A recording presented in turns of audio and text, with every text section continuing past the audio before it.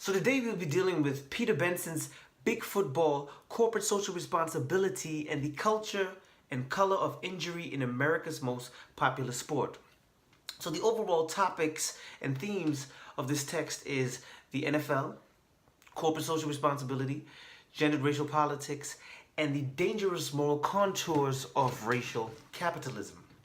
So if you look at our course description, it says that we'll be dealing with American fitness in various ways, not limited to, but including fitness as an industry and fitness as a pop culture phenomenon.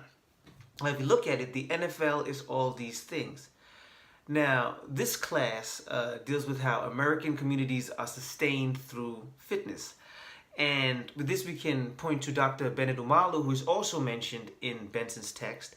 And Omalu, he made some significant discoveries in terms of tackle football being related to brain damage and brain diseases like CTE, which leads to suicidality, depression, anxiety, death, and so forth. Now, Omalu was portrayed by Will Smith in the 2015 film Concussion. In the film, you saw him go up against the NFL and their doctors. And so Omalu, he, as we look at, trying to, how to sustain American communities through fitness, Omalu, he calls for a prohibition on tackle football prior to adulthood, and he looks at the tobacco industry, and one way in which the tobacco industry is regulated is by age limit, in terms of purchasing cigarettes and so forth. And this is of course a problem for big football because that, just like the tobacco industry, they target youth. So big football is portrayed via the league as something that sustains American communities as opposed to something that causes brain damage. One NFL video entitled How to Decide Whether Your Kid Should Play Football has a panel with mothers and experts. And one of the messages in the video is that mothers are not making informed decisions when it comes to allowing their children to play tackle football. And in a sense, these videos, they seek to coerce mothers into thinking that it's okay or safe for their children to play tackle football, even though we know that if you did brain scans, you can see before and after a season, even within the youth league, that the brain is negatively impacted by these blows and hits to the head. Another video entitled Football is Family. And this video also again targets mothers and has positive messages related to domestic comfort, social and economic stability and security, racial harmony, family bonding, and parental support. So you could argue that the use of family values in these videos is quite insidious, as the NFL targets American families. Because on one hand, you have the NFL public relations and ads promoting family values, and on the other hand, you're putting children in harm's way for profit. And this is why Benson, he writes that the league strategies make it seem that nothing is seriously wrong. Football is harmless, inoffensive, and a sport that inexorably causes disease and death, disproportionately affecting men of color, is safer to play and socially and morally acceptable to produce and consume. And the key words here are responsibility, care, and health. And this comes out in these videos and in the NFL's corporate social responsibility initiatives, the CSR initiatives. So in Benson's text, he focuses on how corporations influence and capitalize upon what is deemed tolerable in American life.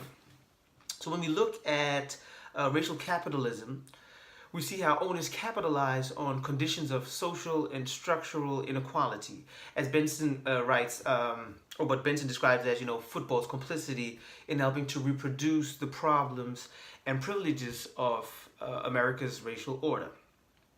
And with this, I wanted to show you guys a clip of Dave Chappelle, but due to YouTube and copyright infringement and flagging videos and so forth, I'll offer you the links.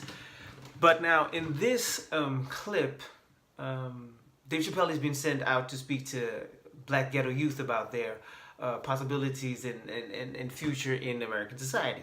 And basically what he says, it's part of his stand-up routine, basically what he says is that you guys, if you're serious about making it out the ghetto, you're going to have to work hard, you're going to have to stop blaming the white man, and you're going to have to learn to shoot a ball, rap, or slang crack because you're trapped.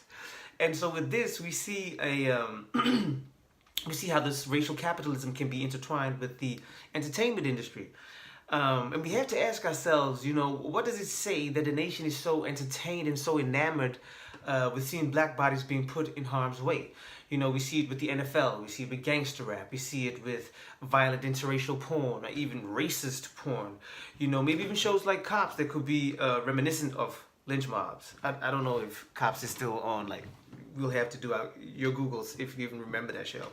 So another clip,